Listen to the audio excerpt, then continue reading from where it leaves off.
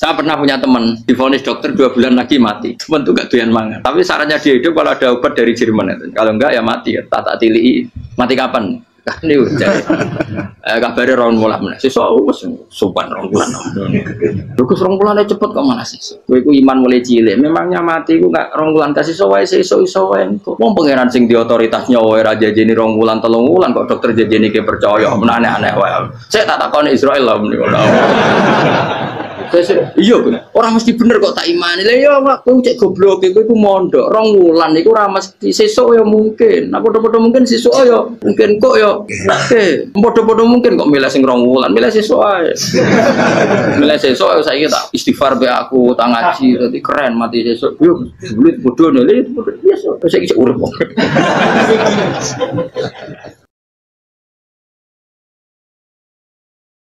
Jadi ada seorang wali kata Hikam, kadang-kadang seorang wali itu mau doa diulang itu sungkan. Kenapa? Yang perlu diingatkan tuh yang potensi lupa. Allah kan masih ingat doa kemarin. Jadi wa inna ma yunabbahu man yajuzu alaihi, yang bisa diingatkan hanya orang yang potensi lupa. Sementara Allah tidak akan. Tapi kan akhirnya doanya elik. Ya Allah kayak kemarin. Hari ketiga ya Allah kayak. Makanya menurut saya ilmunya orang hakikat itu juga ada sisi kriminalnya karena ya tadi. Tapi kamu ingkar ya keliru. Memang Allah gak mungkin lupa. Ngapain kamu ingatkan? Makanya menurut saya Allah itu manggat terbaik, bener-bener Rahman Rahim. Mestinya nak Allah terbaik, itu mau bedino malah ngamuk. Lah aku lagi tapi bu hilang dong. Tapi Allah itu ya maklumi ya, dengan kekeliruan. Kita ini kan selalu keliru, dongo terus ya keliru sebetulnya, karena seakan-akan kan mengingatkan seseorang yang mungkin lupa. Wong Allah tidak pernah lupa kok, kamu ingetin terus. Atau kamu menggurui Allah, yaitu ya Allah nang sebadani kalau di diake, padahal nggak mesti maslahat bagi kamu. Diake orang mesti maslahat bagi kamu. Kalau kamu turun terus, pas minta itu karena tomak kamu, hadun nafsi kamu, serakah kamu, tapi nggak tahu diri pantas taura dengan permintaan. Kayak gue misalnya jongo jadi wali, iso Allah tersinggung, bocor atau tirakat atau jalur jadi wali. Tapi gak dongo ya Allah tersinggung, kere atau dongo. Jadi orang kalau tidak wali itu sudah keliru terus. Jadi gue di sepuro, tapi tak kira itu ada. Ya jajal gitu ngajak wali kok sabtu kok dirjilan. Kira-kira Allah tersinggung ngapa nyembah jadi? Kira-kira tersinggung. Tapi misalnya kira tahu dongo kepengen kau Imam Syafi'i, apa yang tersinggung? Bocah ora di idola. Terus piye Gus? Piye kadung salah biasa wis. Wis bakat salah no. Bakat salah. Ini dongane sing gampang itu mesti bener. Rabbana dzalamna anfusana wa lam taghfir lana wa tarhamna lanakunanna minal khasirin. Artinya gini loh. Ketika manusia mengatakan mampu-mampu, itu ada sekian hal yang manusia itu tidak ikut melakukannya, tidak ikut menciptakannya. Misalnya kue nyuber, supirana enak punya pengalaman, tidak kecelakaan karena apa? Nyuber kue enak, mobilku normal, mobilmu normal lah, wabrak mobil ya mabuk ya. Nah di sini ini manusia dituntut, diingatkan terus, kamu itu butuh Allah, rahmat Allah itu yang melindungi kamu, bukan keahlian kamu, bukan kecakapan, karena tanpa itu semua tidak bisa, semuanya Allah. Ya, tapi manusia tadi gara-gara misalnya tadi mobilnya normal, dia punya keahlian nyuber, terus mengklaim kalau keselamatan dia itu karena hati-hatinya dia, karena mobilnya normal. Padahal ada sekian catatan yang menjadikan dia selamat dan semuanya itu kudrahnya Allah Subhanahu wa Ta'ala. Misalnya gak ditabrak wong mabuk, gak ono gempa, gak ono bumi merekah. Misalnya kita pintar nyoper lah terus bumi memangap terus kita templung nggak apa-apa. Pokoknya daerah-daerah kayak ya rasa tak sebut nomor orang. Kira tahu muka siapa ya, bener mari tak sebut nomor yang ngeri. Intinya Indonesia ora aman, tapi kita tenang aja satunya ora aman kabeh, ora sing aman.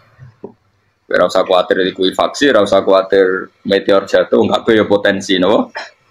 Potensi semua. Sehingga ini sedikit saya ijazahkan. Suatu saat kata Rasulullah, saya yang Mu'ad melihat kamu hanya sejengkal di depan para ulama ketika nanti di akhirat. Terus Mu'ad tanya, Rasulullah tanya, kenapa kamu hanya 1 jengkal dengan derajatnya para ulama ketika sowan Allah? Jawabnya Mu'ad, kamu punya amal apa?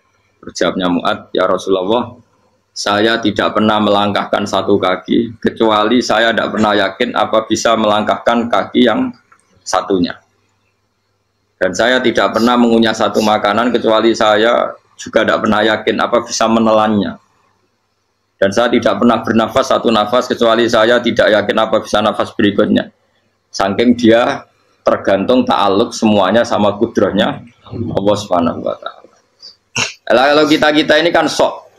Kalau makanan sudah di depannya kayak pasti bisa makan. Kalau dia sudah sehat jalan seakan-akan pasti bisa meneruskan. Padahal 0, sekian detik gue melaku dihantam mobil ya selesai. Misalnya stroke ya selesai dan bisa jalan. Sehingga para wali-walinya Allah itu orang yang filah gotin min lahadotagi, setiap kedipan dia, setiap perilaku dia itu hanya ta'aluk ambil Allah Subhanahu wa taala. Itu yang disebut ya ayyuhan nasu antumul fuqara'u ila. Nah, kemudian resiko makom ini, ya semua makom tak ada resikonya. Resiko makom ini itu biasanya dia lupa doa. Kenapa lupa doa? Karena doa itu terdefinisikan. Tak wari ilmu hakikat terus rungokno wis ra paham lah tak ulang no. Ya resiko ilmu saya ingatkannya. Ilmu itu kan ada dua. Ada ilmu yang karena didefinisikan. Dan itu akhirnya menjadi masalah. Sebenarnya ilmu itu tidak perlu definisi. Kedua ilmu yang kita rasakan. Misalnya gini, kalau sama saya tanya, kamu pernah nggak minta jadi punya uang banyak? Nggak tanya, pernah nggak minta? Terus artinya minta itu terus disebut dua. Tapi kalau menurut Allah, sistem tubuh kamu yang menghendaki punya mobil, sistem tubuh kamu yang ingin punya uang banyak, reaksi tubuh kamu yang terhinakan karena ditagih orang atau butuh uang, ini menurut Allah ya sudah kamu itu peminta-minta. Saya ulang lagi ya. Sehingga menurut Allah kamu minta tidak minta ya tetap berstatus peminta, pengemis. Nah, orang-orang yang sudah wusul, meskipun itu kondisional ya, tidak selalu. Itu ya dia pikirannya mengadahkan tangan apa enggak ya sama saja tubuhnya merasa minta. Sehingga dia tidak perlu mengekspresikan minta. Nah, terus orang yang fikih bilang seperti itu tuh sombong. Wong kok gak tahu dungo.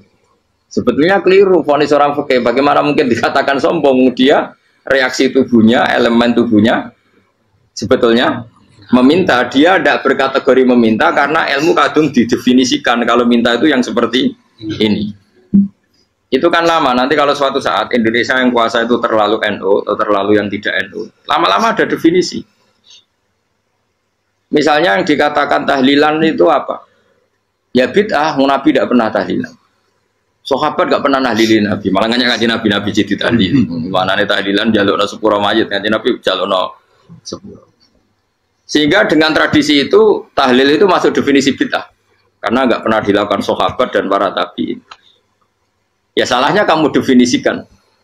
Tapi kalau udah kamu definisikan, sintiarani tahlil, ya mau la ilaha illallah. Terus mungkinkah satu bacaan la ilaha illallah dilarang? Wong ora oleh maca kalimat tauhid. Jadi misalnya tahlil itu nafadno kalimat tauhid. Mau ketok ya orang arah iso dilarang tapi nak tahlil itu mitung dinani mayit koyok budo, soalnya kriminal. Enak, ya sudah seperti itu. Makanya banyak orang salah itu karena ilmu kadung didefinisikan. Nah, definisi itu sebenarnya tidak mengikat dalam banyak hal. Ini penting saya utarakan. Ya karena seperti itu. Makanya itu masalah-masalah besar antara kita dan firqah-firqah yang lain, masalah ahli sunnah, terus masalah yang lain-lain. Memang ya sudah seperti itu. Ya saya ulang lagi ya. Ketika Nabi Ibrahim mau dibakar Namrud, itu masyhur cerita itu. Dan kemudian jadi Nabi namanya Habib Syahid. Habib Syahid itu sebetulnya hanya ngutip Habib Abdul Haddad. Jadi syair itu sebenarnya ada di Diwanul Haddad. Apa? Diwanul Haddad. Diwanul Haddad itu syair-syair Abdul Haddad ketika beliau usul, beliau mukasyafah. Terus bagian dinyanyikan Habib Syahid terjadi populer. Saya ulang lagi ya. Tubuh kita, misalnya kamu lapar, perut kamu kan mereaksi minta makan.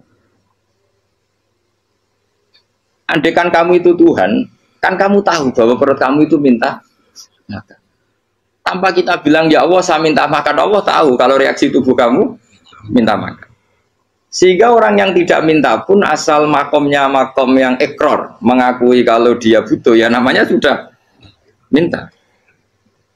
Tapi fikih kadang mendefinisikan sing darane minta itu hanya madhep kiblat terus menengadakan tangan dan sebagainya. Ya sudah kita sebagai orang pengikut ya yang ikuti fikih, yang ikuti tasawuf, betulnya itu definisi yang sepihak. Sehingga ketika Nabi Ibrahim mau dibakar Namrud, masyhur itu cerita itu, beberapa hari mungkin bulan-bulan orang disuruh Namrud cari kayu sebanyak-banyaknya. Ketika kayu sudah terkumpul mungkin satu lapangan, Ibrahim mau dibakar. Pegawai Namrud itu bingung caranya mencalok Ibrahim. Mereka saking gedene napa? Api. Nak dicalok ado iku ratok tengah. Nak diparekno iku kepanasan. Masyhur. Terus setan zaman itu orang akeh jadi setan tenan. Saya kan duplikatnya sakeh jadi setan ratau muncul. Wong duplikatnya wis napa? Akeh. Singkat cerita setan itu muncul pura-pura jadi manusia terus ditemukan manjane. Manjane ya semacam ketepil besar yang jadi mana dari kiai-kiai ketepil haram mergo penemune setan. Jadi ini tuh. Tapi nak manjanik penemuan setan itu betul walhasil terus dibikinkan satu manjanik semacam ketepil besar terus Ibrahim dilemparkan ke api lewat apa ketepil tadi idenya siapa setan. Nah ketika di tengah api itu unik, kata malaikat Jibril datang terus tanya sama Ibrahim, ya Ibrahim apa kamu butuh saya? Butuh alakah haja, apa kamu punya kebutuhan? Jawab Ibrahim lah, saya tidak punya kebutuhan. Amma ilaika fala, kalau ke kamu ndak, karena kamu makhluk, apapun keren kamu Jibril tetap kamu makhluk. Amma ilaika fala, ndak maksudnya butuh ke Allah nanti saya nyampaikan. Mana dinya Nabi Ibrahim, kalau Allah ndak usah kamu sampaikan ya sudah tahu. Gua be Jibril. Oh, aku itu takak tenan. Ya saya ulang lagi, apa kamu punya kebutuhan? Alaka hajalah, amma ilaika fala, kalau ke kamu ndak. Nggak, maksudnya butuh ke Allah, nanti saya sampaikan. Karena Jibril yang mentang-mentang dekat sama Allah dan tukang memberi informasi. Tapi kata Ibrahim, kalau ke Allah sih nggak perlu kamu, dia sudah tahu. Nah itu terjadi nazamanya Habib Abdul Haddad masyhur itu apa? Hasbi min su'ali ilmuhu bihali. Jadi cukup ilmunya Allah itu menjadikan saya tidak perlu minta. Hasbi min su'ali ilmuhu bihali. Jadi ada kondisi tertentu yang para wali itu, saya ulang lagi, kondisi tertentu yang para wali itu ya tidak minta. Tapi kalau itu ditiru jenengan semua ini jadi keangkuhan.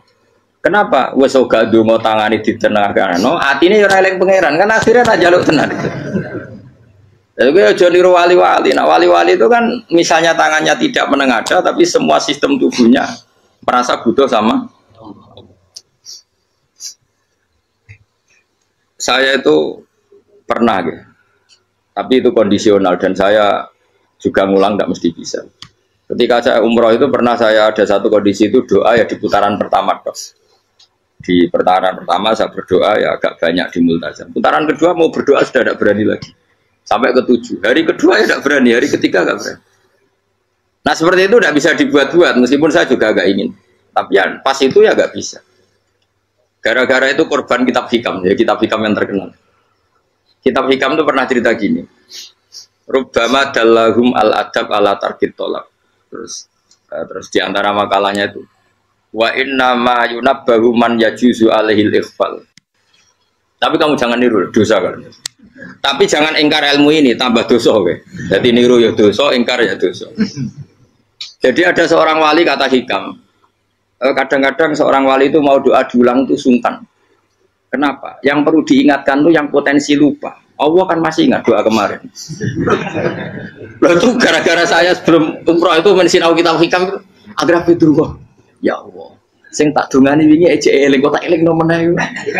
Dadi wa inna ma yunabbahu man yajuzu alaihi yang bisa diingatkan hanya orang yang potensi lupa. Sementara Allah tidak akan. Tapi kan akhirnya dungane eling. Ya Allah kayak kemarin. Hari ketiga ya Allah kayak.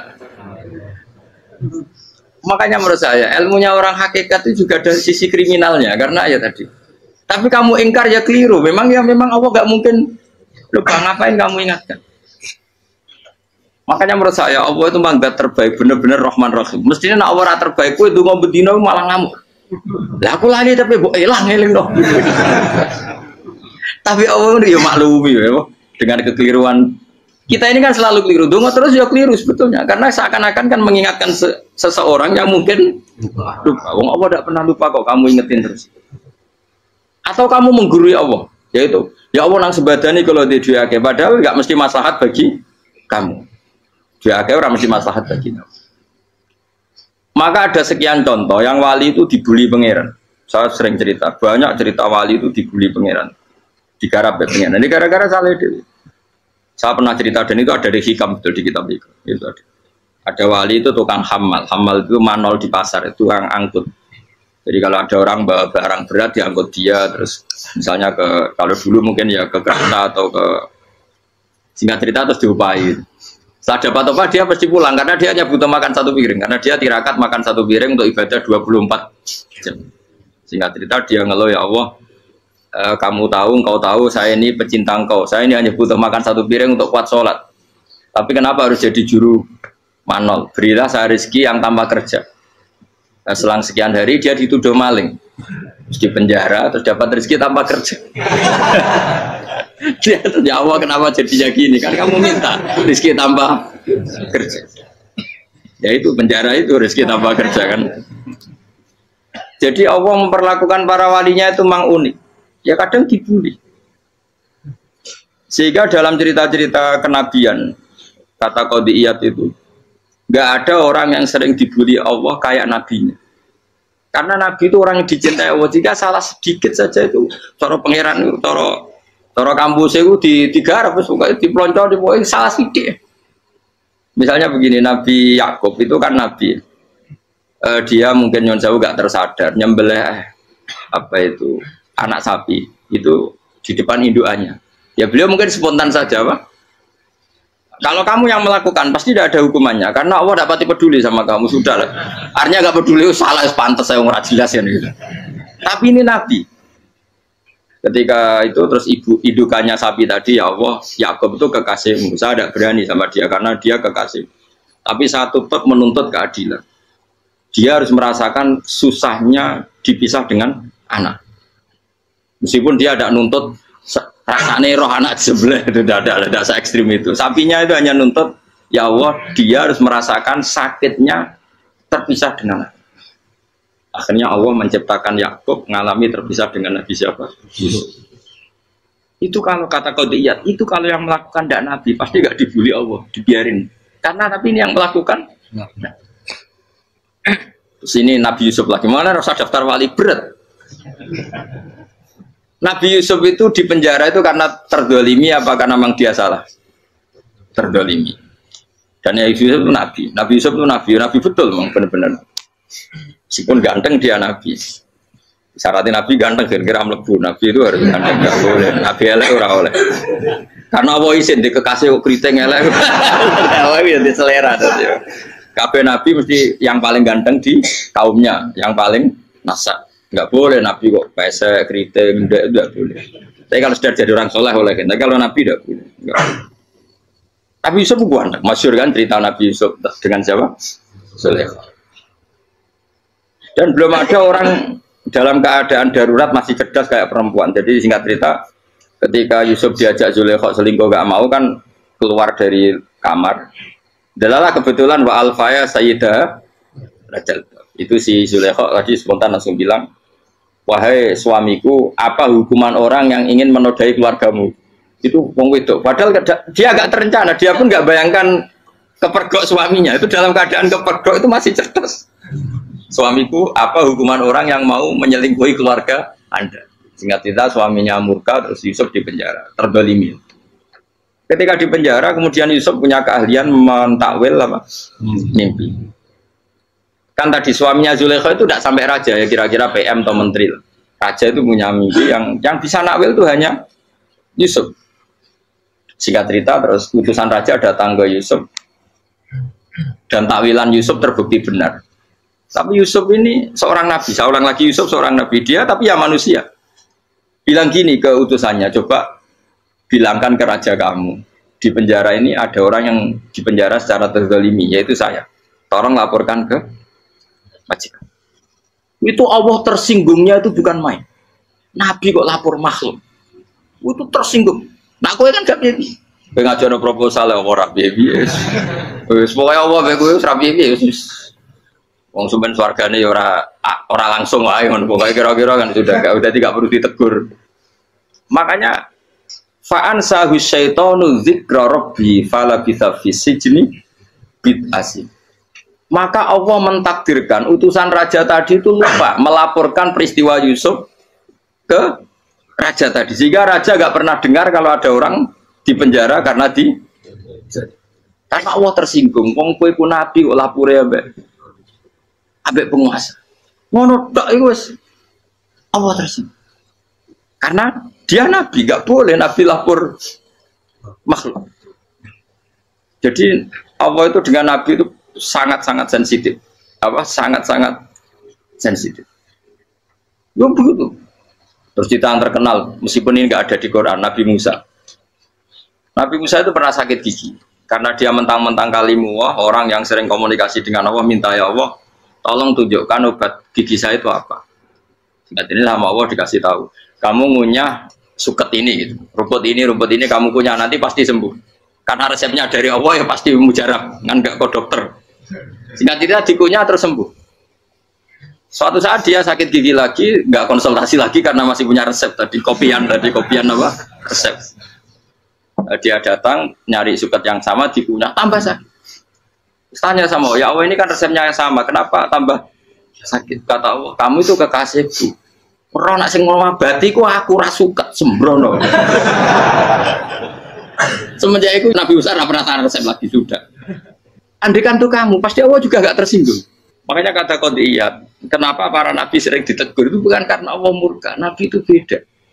Jadi kesalahan kecil atau apa-apa yang menurut kita ada salah itu untuk nabi salah. Makanya di ahli sunnah ada kaidah apa? Mimba bihasanatil abror sayyi'atul muqarrabin. Pernah dengar kaidah apa? Mimba bihasanatil abror sayyi'atul muqarrabin. Sesuatu kalau dilakukan umumnya orang itu hasanah atau kebaikan, tapi kalau dilakukan para nabi itu salah.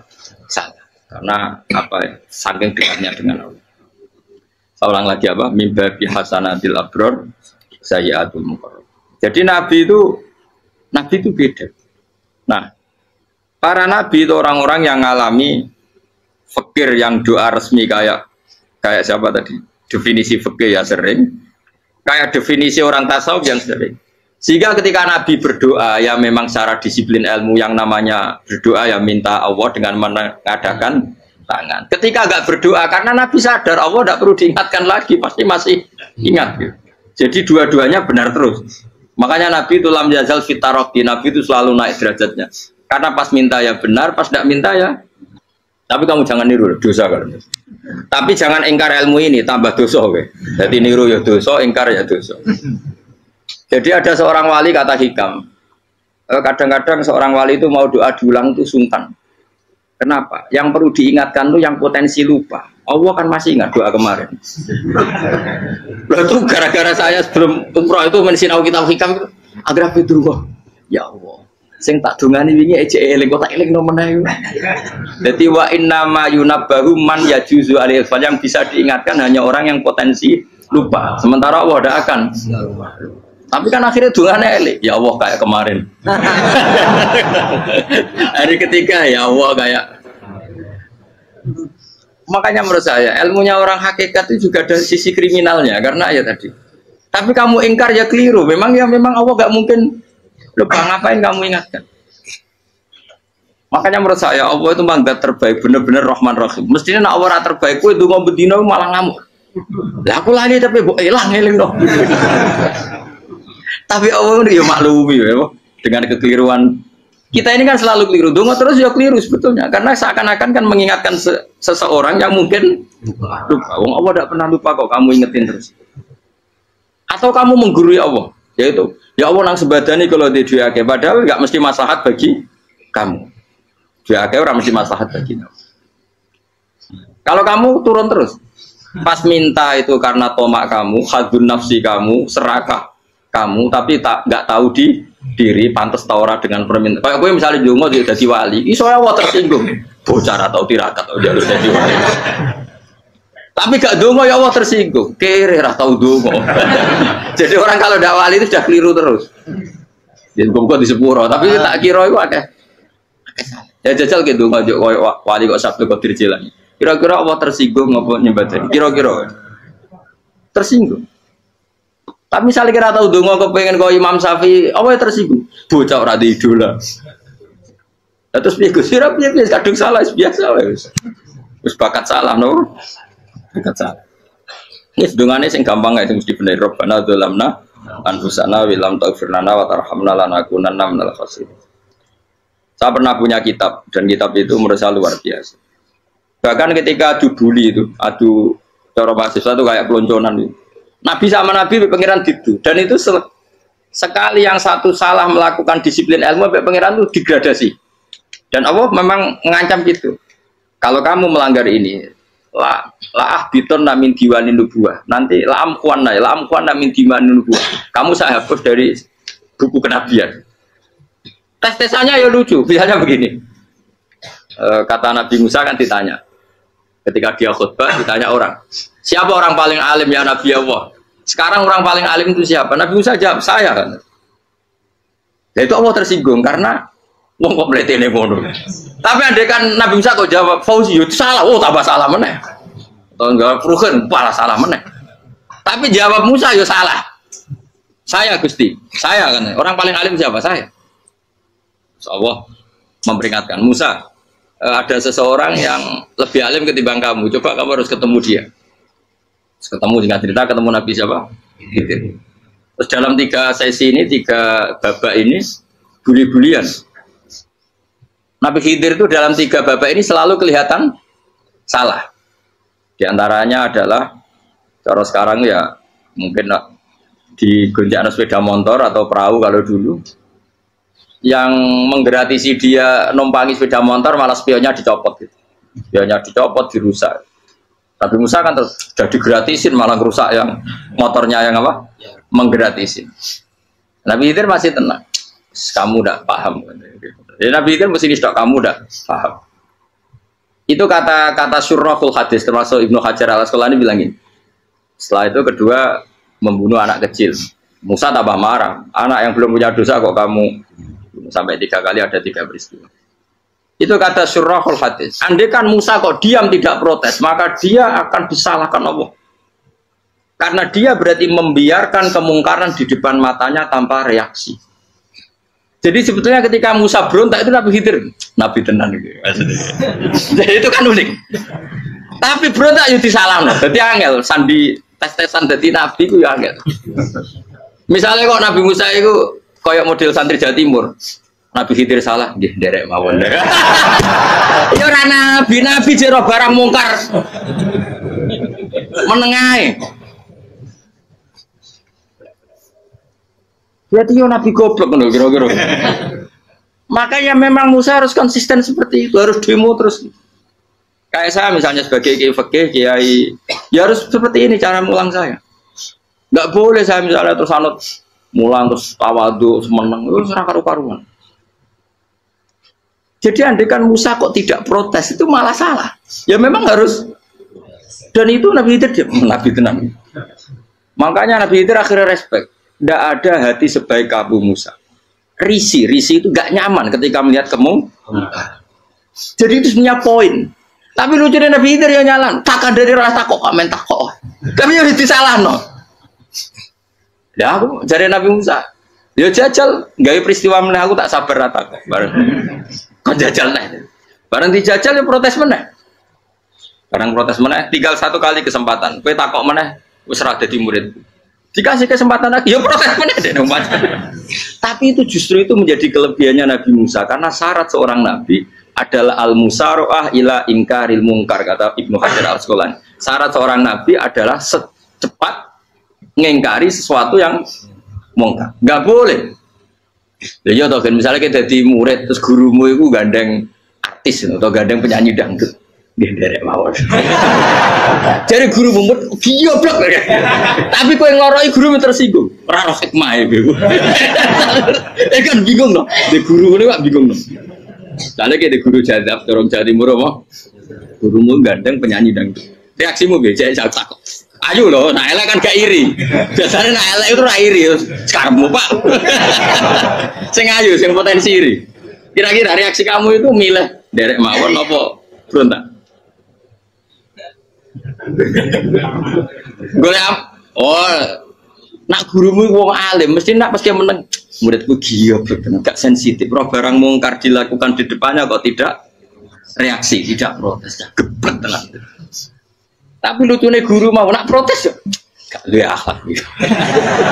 Guru lagi senengnya kok ora oleh. Nah Nabi itu kan bully-bulian. Jadi Nabi Khidir dengan Nabi Musa itu tebak-tebak. Karena dua orang ini sama-sama kekasih Allah.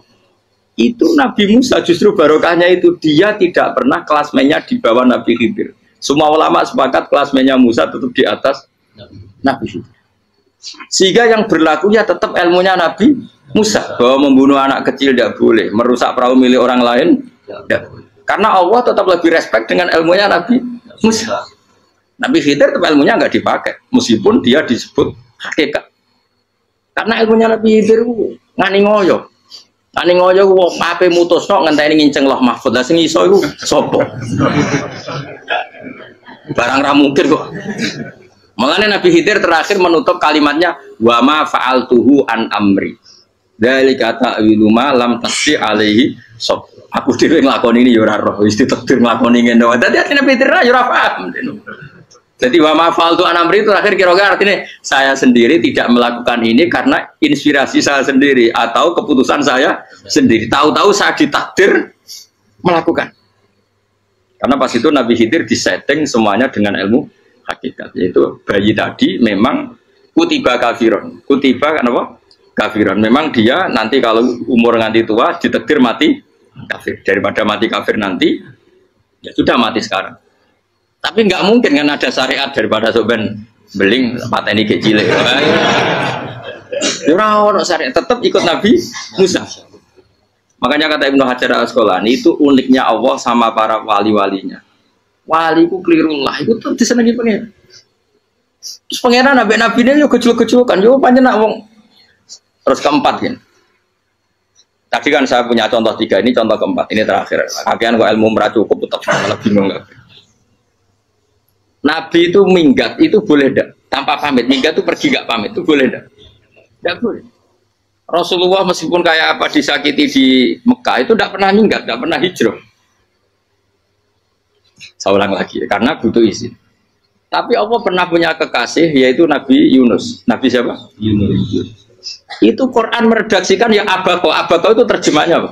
Minggat. Kalau pergi itu dahaba. Tapi ini Allah meredaksikan itu abako. Abako itu ya minggat. Nabi Yunus itu dakwah di daerah Nainua. Nainua itu ya Babylon sana. Kampungnya namanya Nainua. Ya daerah Babylon. Babylon itu kalau di geografis modern ikut Irak. Ikut mana? Irak.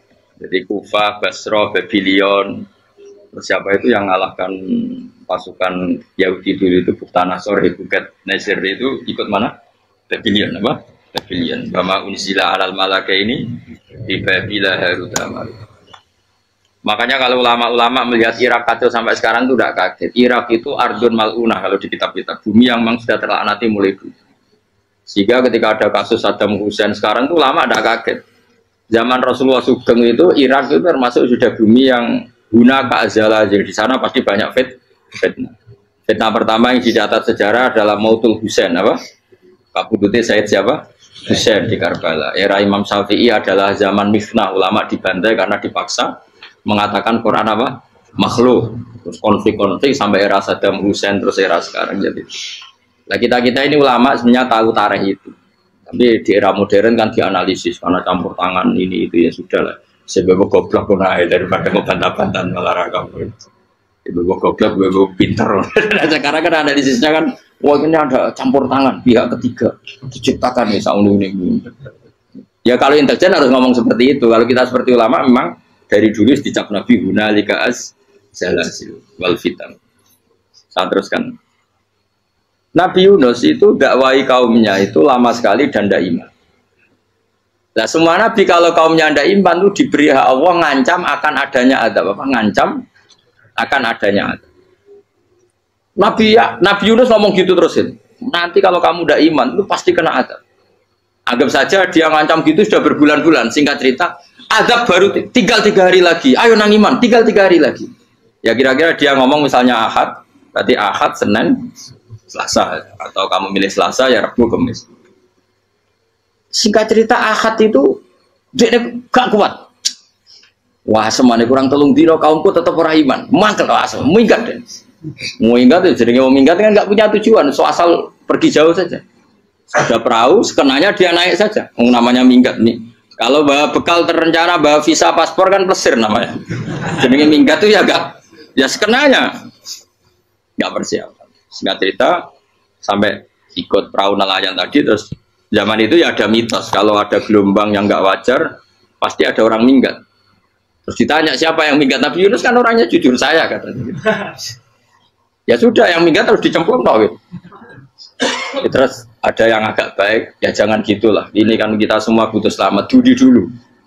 Terus Dudi satu lagi ketemu Yunus. Coba mungkin salah udahnya Dudi lagi ketemu sampai 3 kali ya ketemu Yunus. Makanya fasahama fakana minal mudhadis diuji dia kalah kemudian tenggelam. Fal taqamahul khutu wa huwa mulim. Terus dia diuntal, ditelan oleh ikan nun. Nah, di situ ikan nun digambarkan saking besarnya itu. Nah ini uniknya Allah sama kekasihnya. Sudah Allah menyalahkan tapi unik. Ikan ini kan itu sama Allah dikasih instruksi. Kamu nggak boleh makan dia. Dia kekasih saya. Terus ketika di tengah di perut apa? Ikan. Dia kegelapan. Terus Nabi Yunus cita-citanya satu ya Allah. Kalau saya sumpah kiri saya tidak bisa baca tasbih. Karena sama Allah disulap perut ikan itu jadi masjid. Jadi dia di dalam perut ikan ya santai saja tetap wiridan. Santai. Fana ada fi dzulumati alla ilaha illa anta subhanak inni kuntu minadz dzalimin. Ya dia santai aja wiridan karena perut ikan bagi dia adalah masjid. Ya dia disalahkan Allah karena abako tadi minggat, hijrah tanpa pamit. Tapi juga dibela-belain Allah ikan tadi tidak boleh nelan. Ini perlakuan Allah sama orang yang bikin. Tapi karena dia nabi uniknya apa? Dino Ahad itu kaumnya dong nginceng omeh Nabi Yunus. Rame-rame nginceng. Lucunya cara nginceng gini. Nak Yunus neng omah berarti bodoh nih. Ngomong yang ada kok dia tengok. Bareng dinceng Nabi Yunus tuh gak ada. Oh tenan ono ada. Mulane wonge rawani neng omah. Itu uniknya pangeran. Jadi umpama dekne ra minggat yo salah. Umpama dekne ora minggat berarti kaumnya jare apa ono ada ono gempa bumi liku faksi kok dekne neng omah. Lah nek ana tenan ra mlayu, nyatane gak mlayu. Jadi mbok Allah didesain minggat. Tapi nek minggat disalahno Nabi yo ora pamit. Makanya masyhur saya itu punya kitab karangannya Habib Alim Alam, bahkannya Habib Anis, Habib Ali bin Husain yang ngarang apa? Ali bin Muhammad bin Husain karang yang disebut Duror itu. Itu diantara doanya gini. Tapi jangan tiru loh, berawali. Aku rawani niru. Cuma saya hafal secara ilmu, tapi saya tidak berani. Waj'al sayyiati man ahbabta. Ya Allah, jadikan kesalahan saya itu kesalahan orang yang kau cintai. Terus pokoknya salah lagi jadi pengiran kadung seneng, salah lagi sampai wae seneng. Waj'al sayyiati man ahbabta. Terus kalau kowe lagi dimanja wong tuamu, anak paling disayang. Salah wae lucu. Kowe cah cilik. Kowe seneng cah cilik. Salah wae lucu. Macam gelas ya lucu, tiba ya lucu. Tibane cah tuwek-tuwek. Bocah jelalatan mulane tiba. Nah itu bareng kau pengincang omahe Nabi Yunus gak ono wong. Wah, berarti adab mau turun betul. Andai kan adab tidak jadi turun, pasti Nabi Yunus berani di tenang. Wes. Bareng mulai malam Kamis, adab itu sudah kelihatan. Ada puting beliung, ada apa, sudah jelas pasti ada adab. Kaum yang lapangan tobat. Tobat finish. Secara bal-balan menit-menit apa? Terakhir. Woi, abis pengen ditompo tuh berarti. Wes gak situ tak ada bang kue tobat. Singkat cerita Nabi Yunus hari ketiga atau apa dia selamat. Pakai versi yang umum saja. Selamat.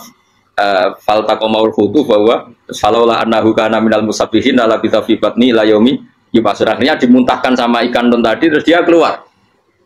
Bareng keluar tanya-tanya kabar gimana kabar kampung Nenuwa baik-baik saja. Tak pernah mulai karena dia tahu Kalau orang bohong tuh dihukum mati. Padahal dia bohong, katanya kemis itu ada adab, ternyata kampungnya baik-baik. Padahal baik-baiknya karena mereka jadi masyarakatnya nyari dia karena mau iman. Si nabinya agak berani pulang karena nanti dihukum mati. Aku pangeran nabi kekasih itu dia. Pangeran ya bully gitu.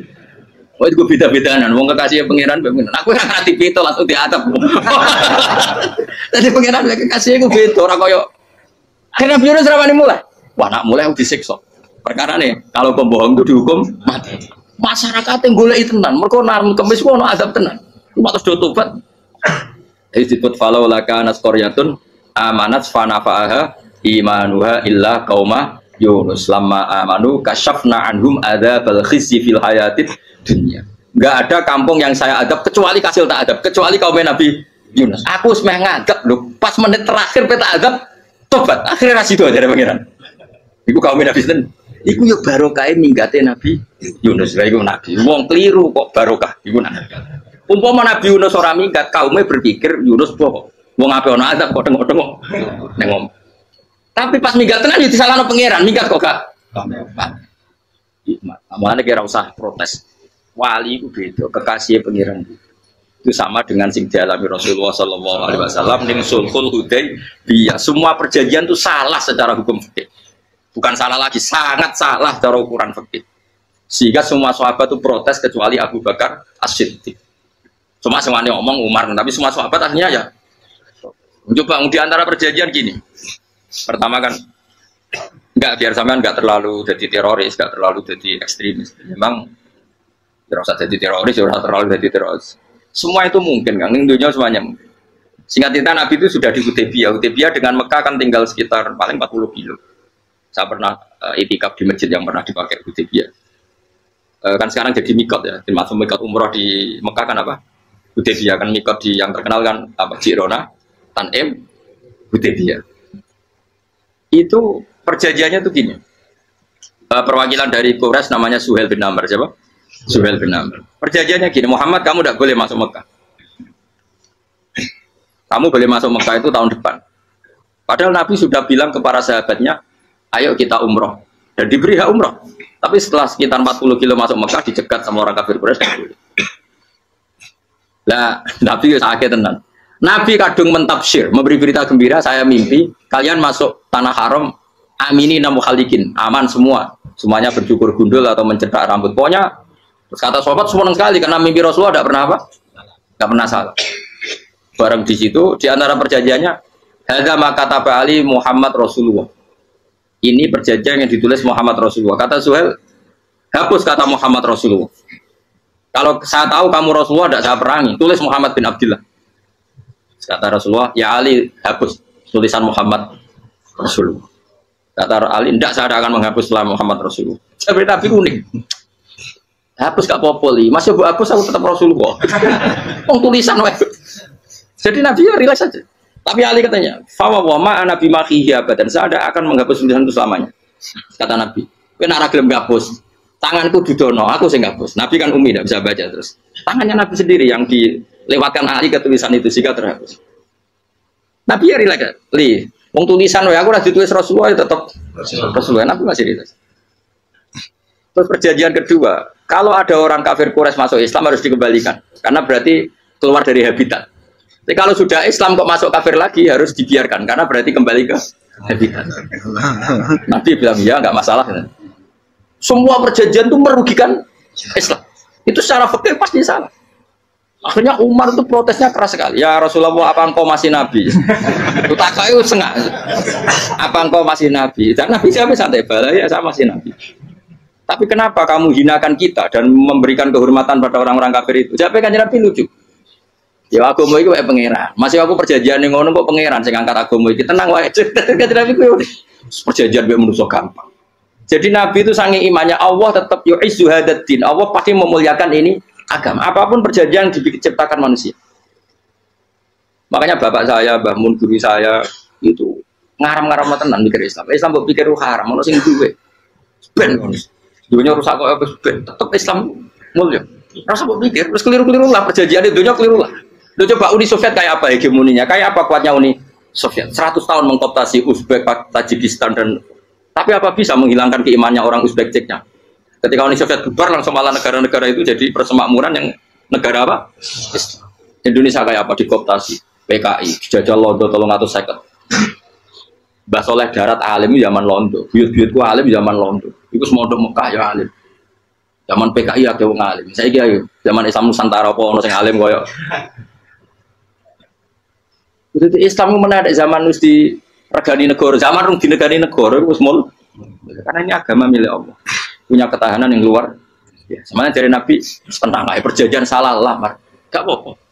Inna wa ta'ala a'azza hadati. Inna wa ta'ala la yudhi'u dinahu wa la yudhi'u. Pokoknya pengiran bakal ngebar agamanya orang masalah, perjanjian keliru lah. Perjanjian ketiga itu semuanya merugikan Islam. Tapi apa kata Abu Bakar ketika protes Nabi gak dijawab, datang ke Abu Bakar. Menurut kamu gimana? Jawab Abu Bakar lucu. Makanya ini menunjukkan makanya kenapa ahli sunnah berkeyakinan Afdhalus Sahabat itu siapa? Jawab Abu Bakar. Wes samar, perjanjiannya keliru lah, wes keliru lah. Kayak gremeng-gremeng santai gremeng. Tapi la tadkhul bainahu wa baina habib. Kamu jangan masuk wilayah itu hubungannya orang yang terkasih sama kekasihnya. Wes gak masuk akal lah semuanya menengah. Ya sehingga ya sudah Allah ternyata. Nah perjanjian keempat ini yang agak Nabi hanya minta gini toh. Itu saya turuti semua, tapi saya minta satu hal kata Nabi. Bolehkan diskusi tentang Islam terbuka. Makanya diskusi terbuka itu baru kata Nabi. Jangan larang orang mendiskusikan Islam. Itu dok mintanya. Oke dari Suwel, diskusi wae pikirannya Suwel kan, diskusi wae. Enggak masuk Islam, diskusi. Jangan larang orang yang membicarakan Islam secara terbuka. Ada kata terbuka. Dari Suwel, oke enggak masalah. Itu dok yang itu pun enggak jelas menguntungkan Islam apa? Enggak. Akhirnya apa yang terjadi? Darun Nadwa, tempat-tempat pertemuan terus ini gerdu, gedung parlemen. Semuanya itu diskusi. Sajane Muhammad itu sopot. Konsep Islam itu. Dan semua yang cerdas juga. Sajane ya benar Muhammad. Nyembah watu banyak giok tenan. Wah, ini goblok tenan watu kok di. Terus nak Yahudi ora bener bisa, Nasrani ora bener pengenan atau. Wah, diskusi. Suwe-suwe hasil diskusi sepakat. Jadi tetap bener Muhammad. Tetap bener Muhammad. Akhirnya hasil diskusi itu akhirnya mereka membatalkan perjanjiannya sendiri. Perkara ini baru kayak apa? Malah Nabi ketika Bali di Medina, Umar dia sempat protes yang dalam. Oke ya Rasulullah, saya nerima konsep Anda, tapi saya menyisakan satu pertanyaan. Jadi jenengan ini ada ayat yang nurjuna latat khulun al masjidal haroma insyaallahu aminina muhalliqina ru'usakum. Lah kok nyatane ra sida mlebu Mekah, malah kita terusir kembali lagi ke Medina. Iku Nabi yang agak lucu ngendikan. Mas, ning ayat iku ora gak ono taune. Apa ono ayat iku taun iki? Sing ngatek taun iki ra kowe. Dari Nabi ya ora ono taune ya. Ora ono taune kok taune dhewe kan kira-kira. Ayat itu kan gak ono taune, Umar sing gear nafsiri tahun ini. Wong suatu saat kamu akan masuk Masjidil Haram. Tapi kan gak ono taune ayat itu. Apa di ayat itu ada tahunnya Umar dan Allah bilang tahun ini ya ndak ya sudah kalau gak ada tahunnya ya pokoknya mesti kapan-kapan terjadi. Tapi ora saiki. Kayak Sugih Rugen kan gak ono tahune, ora iso. Mau aku ndongakno Sugih tapi tanpa tahu. Bisa suwi. Nah, akhirnya apa yang terjadi? Ada diskusi masif di Mekah. Setiap yang cerdas, setiap Nabi tanya, Abu Sufyan siapa? Nabi mau komentar gini, sama siapa teksnya? Misluhu la yajhalul Islam. Kalau Islam sudah didiskusikan, otak secerdas Ikrimah bin Abi Jahal, secerdas ini pasti tidak bodoh tentang Islam. Maknanya pasti akal yang waras memilih Islam. Wah, akhirnya Islam jadi masif. Ya sudah karena Islam sudah masif, tokoh-tokohnya cenderung Islam, akhirnya perjanjian itu dibatalkan sendiri. Akhirnya waru'aitan nasa yadkhuluna fi dinillahi afwaja. Akhirnya mereka berbondong-bondong masuk. Itu artinya apa? Nabi itu gak perjanjian cara fikih keliru wae, cara fikih cara zahire keliru wae, tetap baru karena punya hubungan khusus dengan Allah Subhanahu wa taala. Makanya la tadkhul bainahu wa baina habib. Itu kan kayak ya sudah seperti di pangeran. Makanya Sayyid Ali itu sohibu sim tiduran nak dungawi di antara doanya waj al sayyiati man ahbabta.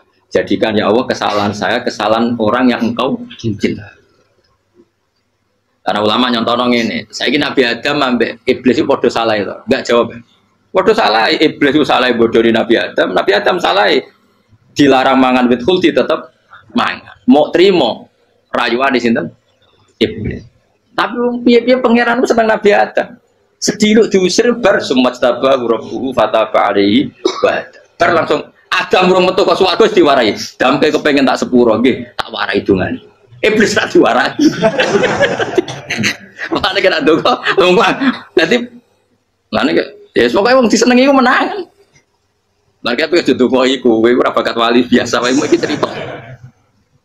Ya sudah seperti ya, tapi emang ya sudah seperti Nabi Adam itu orang pati keusir tenan itu fatala ko Adam Rabbi kalimatin fatata. Jadi orang terlalu jauh dari surga. Kemana lagi pas pertama medun ke bumi sampai awal diwarai beberapa kalimat sing dadekno di sepuro. Kawat al sayyiati man ahbabta. Ini penting kalau atur namanya wilayah-wilayah kenabian itu wilayah yang kita tidak pernah tahu detailnya, tapi kita yakin Nabi itu para kekasih Allah. Dan agama Islam itu juga agama paling diridhoi. Maka di zaman apapun, kecewa apapun dengan perjanjian dengan negara maupun dengan dunia, Islam tetap di rumah pangeran. Kita rasa kuat. Mikir Islam itu keliru. Nangit mayu oleh nak mikir keliru. Agama dari pangeran kok pikir. Saya masyhur. Sayyidina Umar itu kan khalifah paling sukses masalah futuhat. Di masalah apa? Tuhan. Dan Ibnu Umar setiap jalan-jalan itu dibully sama orang-orang. Ya Ibnu Umar, bahwa kamu itu minta sama bapak kamu supaya dia nyebut penggantinya siapa, atau bikin suksesi lah. Jangan kok dia khalifah sukses kemudian tidak jelas juntrungannya, kan dia tetap mati suatu saat. Saking nggak kuatnya Abdullah bin Umar, nyamatur ya Abah, engkau harus suksesi. Siapa yang pemimpin setelah jenengan? Lah kenapa? Orang-orang bilang kalau ada orang misalnya penggembala kambing terus ditinggal gelanggang itu dianggap dosa karena kambingnya pasti kocar. Apalagi ini urusan umat. Kalau tahu-tahu mati sebelum sesi ini pasti kacau. Umar langsung marah. Agama Islam juga sama dengan kambing kata Umar. Agama Islam agamanya pangeran, mesti diurusi pangeran. Aku mau khilafah. Aku mau sukses. Ben aku rasa mikir. Engkau ora diurusi pangeran. Jadi Umar itu justru sangat hormatnya sama Islam itu dengan cara gak mau mikir Islam. Gak mikir berarti gak khidmah ya, tetap mengkhidmati Islam. Seperti saya ini kan yang khidmati Islam lewat mulang. Tapi aku tahu mikir nasib Islam. Islam ora kondang piye. Ditinggal Abu Bakar melaku, Umar melaku. Wali Songo mbek kowe ora mulya wali Songo. Saiki jurus mudin yo mlaku, jurus KUA yo mlaku. Jurus mubalek sing kadang matre ku yo mlaku. Berapa kiai sing dadi oknum perkara proposal? Ya agama yo. Wong bapak udah konco kiai mudin anake mondok. Bareng saking suwene dadi mudin. Zaman iku mudin urung untuk gaji kono koro. Anake yo dhuwit mending spontan. Cung-cung ora ono mati kok yo dhuwit. Kok ora ono mati ra entuk. Cung ora ono mati kok yo dhuwit. Ngono iku agama yo ra piye-piye juga. Mergo agama iki diurusi ayo nabi palsu ben kira wae mulai Musailamah sampai Musotek sampai Lia Eden. Kurang lagi. Mulai wali palsu, Romo dosa, Romo sopo iku. Woi, ono kabeh ora masalah. Uni Soviet kayak apa mengkooptasi Ceknya Uzbek. Akhirnya ya kalah Uni Soviet. Lagi Ceknya Uzbek jadi negara Islam. Kayak apa Donald Trump, Islamfobia. Tapi sekarang orang Amerika malah berbondong-bondong masuk nopo.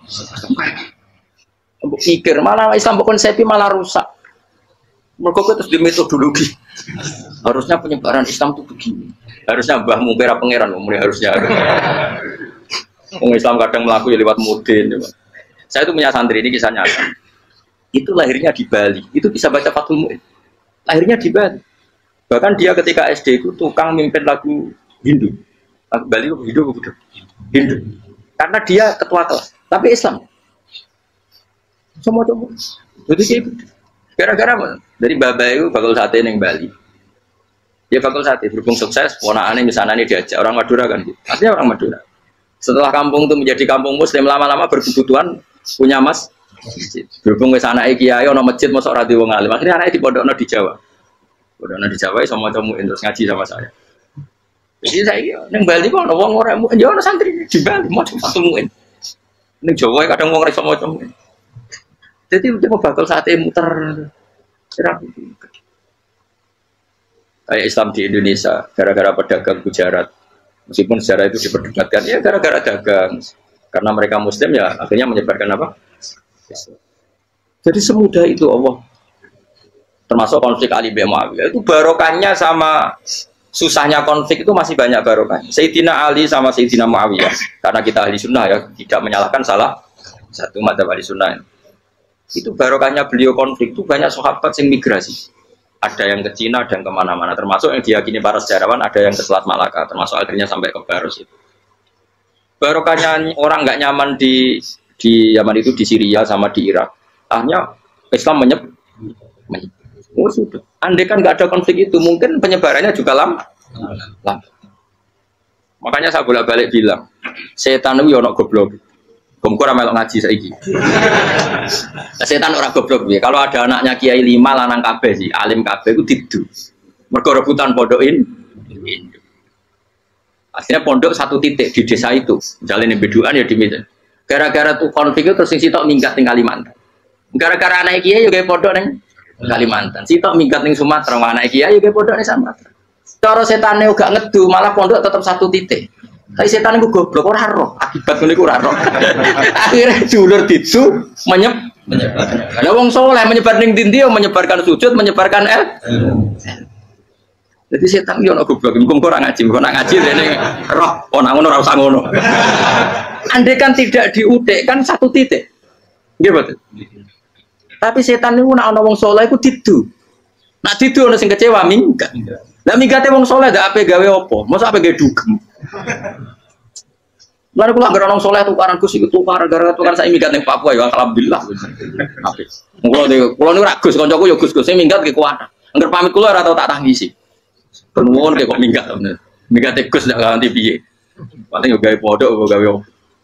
Setan nanti saya belum tahu. Mulai muka-muka roh. Jadi artinya nak pangeran kesana itu segampang itu. Lo coba di Ponorogo kan konflik sama keluarganya yang dulu ada yang mungkin sebagian problem. Neng Sulawesi ya tetap gawe nopo. Enggak negone itu semua yang kena tinggi. Wali Songo ya. Sunan Kalijaga agak pati cocok buyut Sunan Kudus. Rapati cocok akhirnya dakwah ning jidul di daerah kene. So akhirnya ono ya mono dakwah rong katam terus dadi Islam macam-macam. Satu terus no. Tapi ya baru kayak ono Islam tok Tinggir, tok Solo, tok Jog. Cara rapati tukaran Sunan Kalijaga mengewangi Sunan Kudus, Sunan Bonang dan gone. Berhubung barokah tukaran sithik-sithik. Jadi bahasa saya itu buyut-buyut itu Sunan Kudus itu dua dukung Arya napa? Penangsa. Sekali Joko dukung mungkin itu. Setuju ya. Buat supaya kurang satu terus-terus. Wah saya mau Jogja diulang Kudus. Buyut-buyut keluar itu dianggutus. Serasa dijero-jero. Dan jelas barokah. Mau tukaran ya utak-utak ning Pantura. Barokah tukaran ya. Jadi, tapi ora usah terus nak ngono tukaran baru ora usah mending ngono. Pokoke apa ngangeran sing ngersakno kabeh baru. Tapi ora usah diciptakan. Ana suami istri pegatan yo. Yo kadang yo baru kasing wedok untuk bojo luwih bener. Akhirnya alhamdulillah saiki bojo wapi. Padahal sing lanang tau GR, "Wah, pegat iso apa ya piye malah ape." Iku pangeran. Makanya mikir Islam yo mikir. Sekarang kan ndak orang terlalu semangat Islam terus dia konsep Islam harus menguasai negara, akhirnya memaksakan jadi pemimpin. Jadi Islam harus kultural, akhirnya kejauhan Islam. Muat Islam kudu kaya, juga kedunian denane. Islam kudu fakir, bebas hisab, kefikiran akhirnya buruh Cina. Justru kakean konsep itu semari kuat. Lah ya ono sing, wah Islam kudu suka, nak suka ben kuat. Jebule bareng suka kedu. Ono sing milih fakir ae ben tambah hisab, kefikiran Islam buruh Cina. Islam harus merebut negara supaya ada konsep khilafah. Pas ngerebute wis ngafir-ngafir wong akeh. Pas prosesnya wis dadekno perko. Islam harus kultural, juga main-main gong wae malah sindenan terus. Ra sida dakwah, mergo kakean apa? Kultural ora usah dikonsep, wis ben mlaku. Pangeran dhewe sing ngatur Islam. Kayak apa agama ini pernah ditinggal orang-orang terbaik. Mulai para sahabat tabi'in sampai wali songo, nyatanya tetap Iku nunjukno agama ini diurusi Allah Subhanahu wa taala. Napa khidmah wae. Kayak saya yang mengkhidmah Islam. Khidmah itu berbakti memberi pelayanan pada Islam. Tapi ora usah ngrasa mimpin apa Islam apalagi membuat konsep untuk Islam. Justru konsep kita ini nanti yang merusak. Karena tadi ngendikan ulama-ulama wa inna minal ilmi la jahlan. Kadang ilmu itu tetap melahirkan kebodohan. Kenapa? Ketika ulama ditanya, innal ilmi tuhyanan ka tuhyanil mal. Karena ilmu itu punya keangkuhan, kelacutan kayak lacutnya harta. Misalnya gini, saya seorang fakih. Ditanya sesuatu yang tidak mendesak pun saya jawab hanya karena mempertahankan kredibilitas saya sebagai seorang fakih. Padahal jawaban saya itu malah bahaya bagi Islam. Misalnya gini contoh gampang. Ada orang misalnya Ruhin baru tobat, dia sholatnya salah, rukuknya salah. Terus saya ditanya sama Fauzi, Gus sholatnya rukun sah apa enggak? Wong dia enggak memenuhi syarat dan rukun. Tentu saya sesuai disiplin fikih saya bilang enggak sah. Karena sujudnya ngongkrong atau dia sholatnya fatihahnya ada. Padahal andaikan saya ada jawab lebih baik. Karena apa? Bisa saja menurut Allah sholatnya dia enggak sah secara fikih tapi diterima Allah. Karena dari tidak sholat menjadi sholat. Itu kan ibarat begini. Orang makan tela yang agak-agak beracun, tapi tidak racun yang mematikan. Itu baik apa enggak? Ya tidak baik jawabannya. Tapi kalau bandingannya daripada tidak makan sama sekali, tentu baik makan. Nah, kesalahan itu yang makanya kata Imam Ghazali, kesalahan itu yang dialami para fuqaha mu'asirun sekarang. Setiap pertanyaan itu dijawab. Dan ironisnya karena sesuai disiplin. Ya tidak bisa. Makanya saya pernah punya teman divonis dokter 2 bulan lagi mati. Terus teman itu gak doyan mangan. Tapi sarannya dia hidup kalau ada obat dari Jerman. Kalau ada obat dari Jerman dia hidup. Kalau enggak ya mati. Saat tili mati kapan? Ini udah. Kabari rong bulan. Sesuk sopan rong bulan. Lho kus rong bulan cepet kok Mas. Kowe iku iman mulai cilik. Memangnya mati ku gak rong bulan tas iso wae iso wae kok. Wong pangeran sing di otoritasnya wae raja jeni rong bulan 3 bulan kok dokter jeni ke percaya aneh-aneh wae. Saya tak takoni Israel lah menika. Iya, orang mesti bener kok tak imani. Lah ya, Pak. Kowe cek goblok kowe iku mondok 2 wulan iku ora mesti sesuk ya mungkin. Nah padha-padha mungkin sesuk ya. Mungkin kok ya. Oke, padha-padha mungkin kok milih sing 2 wulan, milih sesuk ae. Milih sesuk saiki tak istighfar be aku, tak ngaji, dadi keren mati sesuk. Yo, duit bodoh nele biasa. Saiki cek urip kok. Ya karena tadi sesuatu yang enggak otoritasnya itu kita ini kan jadi orang aneh. Agama mulai dulu mengajarkan kita beribadahlah kepada Allah seakan-akan kamu mati besok. Nak kowe santri tenan tanpa diancam mati 2 wulan iku nanya nak ibadah koyo mati sesuk 2 wulan itu kesuwe. Lho kula nganti saiki perasaan kula nggih urip mesti. Mulane kula di dhuwit 200.000 cara kula nggih kathah. Urip nganti sesuk ya di dhuwit 200.000 aki ya. Ana wong butuh dhuwit akeh mergo nyongkone urip suwi. Wis kula ker. Lan kula ora pati seneng derajat, sesuk mati wae di derajat barang sesuk. Ya kita mangka anak tamu tuh. Akhirnya dia terus mulai rileks, mulai sebelum malah ramati. Maksud saya itu kita makanya kembali lagi antumul fuqara'u ila. Kita ini butuh. Makanya kalau suwun semuanya anut para nabi dan kalau ada kesalahan para wali, para nabi, itu kesalahannya apa? Mimba bi hasanatil abrar sayyi'atul muqarrabin. Jadi nabi itu karena hubungannya dengan Allah sangat apa? Dekat sehingga hal-hal yang cara dohir itu salah tapi itu menjadi berkah dan kita tidak pernah kayak apa sulhul apa Hudaybiyah. Makanya kata Abu Bakar nggak ada sulhun a'dhamu minal Hudaybiyah, nggak ada perdamaian yang lebih afdal ketimbang Hudaybiyah.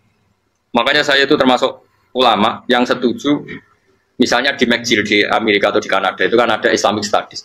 Saya pernah ditanya, Gus, kalau ada sekolah perbandingan agama, kamu setuju enggak? Saya bilang enggak masalah. Yang penting asal yang dikaji itu Islamnya, bukan orangnya. Kalau yang dikaji orangnya ya copet Indonesia ya Muslim. Kadang koruptornya ketua partai Islam. Wongnya kan macam-macam. Yang dikaji Islamnya loh, asal yang dikaji Islamnya. Jangan orangnya. Orangnya bulat-bulat. Wah, juara lah, no? Juara. Karena pikiran saya niru Hudaybiyah. Ketika Islam didiskusikan secara masif, tetap yang unggul itu Islam. Makanya Rasulullah minta, tidak apa-apa, semua perkara saya setujui, cuma jangan larang orang mendiskusikan Islam. Akhirnya di Mekah, di Darunadwa, di pojok-pojok kampung, di perapatan-perapatan orang tanya, sebetulnya Muhammad itu maunya apa? Terus mereka ada yang bilang, ya Muhammad kepinginnya wong nyembah pangeran. Pangeran itu apa sih? Gaya langit bumi. Akhirnya sih gitu, iya, pangeran di pantas sih gaya langit bumi. Pangeran ulah tahu saya apa-apaanan. Soalnya saya mulai cerita, iya aku tahu nyembah. Pasti yoi luang. Sampai aku izin pangeran udah yoi. Soalnya saya cerita mana, aku tahu pas nyembah, pas tangannya copot. Waktu dulu itu kenaifan pangeran itu. Ya gara-gara boleh dulu nggak boleh dilarang oleh negara. Negara itu pinterin Nabi ya. Mau aku jaluk orang boleh mendiskusikan. Karena kalau didiskusikan pasti ja'al haqqu wa zahaqal. Mohon kalau terus nanya. Inna wa yusmi'u may yasha wa ma anta bimusma'in man fil kubur. Alam tarono ta ora ngerti sira ta alam tekse ora ngerti sira ana wa ing satuna wa taala iku anjala nurono sapa apa menak sama isangi langit. Awan nurono maan ing banyu. Fa akhrajna mongko ngetokno sapa ingsun fi tetep ing dalam dawa akhirna iltifatun ta iltifat. Iltifat itu pindah anu ibati sangi domir kok. Mestine kan fa akhraja. Tapi dadi napa? Fa akhrajna. Harusnya kan Allah menurunkan hujan dari langit kemudian Allah mengeluarkan beberapa buah. Tapi diganti apa? Fa akhrajna. Kemudian kita Allah maksudnya. Kami Allah menurunkan bihi sebab anane mak samara tening boro-boro buah. Mukhtalifan ingkang werna-werna apa alwanuha pira-pira wernane sama. Maksudnya Allah ingin menunjukkan kekuasaan. Sekarang orang sama-sama dari sperma. Ada yang kafir, ada yang mukmin, ada yang kriting, ono sing bangir, ono sing elek. Anggap aja kayak buah. Buah itu dari tanah yang sama, dari air yang sama. Kemudian melahirkan buah yang beda. Memangnya misalnya buah sing kecut yo ning bumi Indonesia. Pikirnya ditanduri pelem manis yo neng bumi Indonesia. Mestinya kan kalau buminya sama kan nak kecut kabeh, nak manis. Tapi ternyata enggak. Allah bikin buah yang macam-macam rasanya, macam-macam warnanya dari tanah yang satu, dari air yang satu. Itu kenapa begitu? Ya saking kudrahnya Allah, saking kekuasaan Allah. Mukhtalifan khali warna-warna alwanu berapa warnane samarot ka asdoro kaya dene ijo. Wa ahmarolan abang wa asfarolan asfar. Asfar itu agak kekuningan. Wa irial lan yane kabeh. Wa minal jibali lan iku setengah sange boro-boro gunung judat durute boro-boro dalan. Delala Allah masih ada gunung sing tak tahu diambah manusa lah ya. Delala ada desain alam yang paling layak ada ya selalu ada yang layak dilewati jamu judat tori konteks dalan fil berihi lan liyane napa jabal. Bidon kang putih-putih. Jadi kados gunung-gunung teng Indonesia. Nah didelok waduh kemudian ada jalan mesti nyelirit ketok putih wa khumrun ana sing kemerah-merah ron ke kuning-kuningan ya mukhtalifun ingkang beda-beda alwanuha apa pola warnane judat fil jibal bisiddati ana sing terjal wa filan ana sing kropos yes kaya gunung-gunung itu kan ana sing apa cengkramane ku enak berarti siddah ana sing napa dari tanah sing napa kropos makara bi busut lan pira-pira watu kemloso ya kuna manane kemloso watu besar sudun kang ireng-ireng atfun ala judat suhur nek pro watu syadidatu sawati kang banget ireng. Artinya gini loh. Intinya misalnya bumi itu dari apa? Kita tidak pernah tahu. Kalaupun tahu, kita tidak bisa mengendalikan. Nyatanya bumi warnanya macam-macam, buah-buahan ya macam-macam. Iku nunjukno kabeh iku kudrahe Allah Subhanahu wa taala. Yuqalu den ucapno kaceran kakapun aswadu tur banget ireng hirbibun wa qalilun hirbib aswad. Niku bahasa mawon guys pokoke wong Arab niku biasa ireng banget, ireng jelinteng lah ngeten. Aswat itu maknane iku wong Jawa nek muni ireng banget misal ireng jelinteng. Pokoknya wis ireng disifati sesuatu yang mempertegas apa? Kehitamannya. Wa minan nasilan setengah sing manusa wa dawabilan pira-pira napa kewan. Wala namilan pira-pira raja kaya. Jadi kalau dawab itu mulai melata ya dawab, mulai kodok ya dawab. Nanti mulai kewan apa saja itu dawab. Kalau an'am itu lebih yang agak terhormat kayak apa? Kambing, kayak unta, sapi itu maksudnya apa? Anak mukhtalifun utai sing beda-beda alwan pira-pira warnane iki kabeh. Ya kadale kaya warnane pira-pira kewan. Pira-pira tanduran. Jadi maksudnya ngeten nih.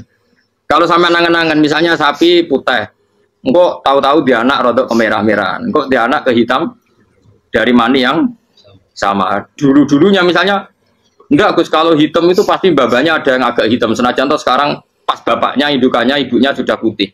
Tapi tetap aja asal usulnya dari satu, ya tetap asal usulnya dari satu. Sekarang jadi variasi banyak, tetap asal usulnya satu. Nah, kok sampai beda-beda itu kabeh kekuasaane apa? Lengi-lengi. Terus hampir semua ulama itu sepakat ya. Jadi dawuh pangeran itu nanti ngikat itu statusnya dulu. Apa? Statusnya dulu. Nanti kalau status itu jelas, nanti ketentuan hukum ya hanya di status itu. Sama lagi hanya di status itu. Misalnya gini, wa angzir bihil ladina yakhafuna. Peringatkan dengan Quran orang-orang yang punya rasa takut. Rasa takut akan nanti ketemu Tuhan. Yaitu tengoro mahsyar, ayuh saru ila rabbih. Nah, sekarang pertanyaan saya, yang merasa takut akan terjadinya mahsyar, terjadi ketemu Allah itu orang mukmin atau orang kafir? Tidak jauh itu. Orang mukmin. Ya sepakat ya, karena yang punya perasaan yakhafun itu hanya orang mukmin. Sebab itu Imam Suyuti ngendikan wal muradu bihim al mukminun al asun apa? Wal muradu bihim al mukminun al asun. Jelas ya, ini masih jalalan ya. Kamu nih kira paham. Mana sering ngaji ku sinau, kok nyocok nak ilmu, paham? Jadi agar aku kok cocok terus saling bagus kan oleh enak. Terus minggu berikutnya serasa ngaji, kan es podo, no? Ya, jadi sering ngaji kok. Sinau, kok ternyata keterangan aku kok podo, ya wes langsung mulai ono podo.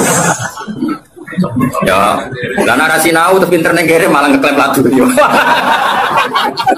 malah repot meneh. Tapi kalau seneng sing kelas, gampang syukur, no?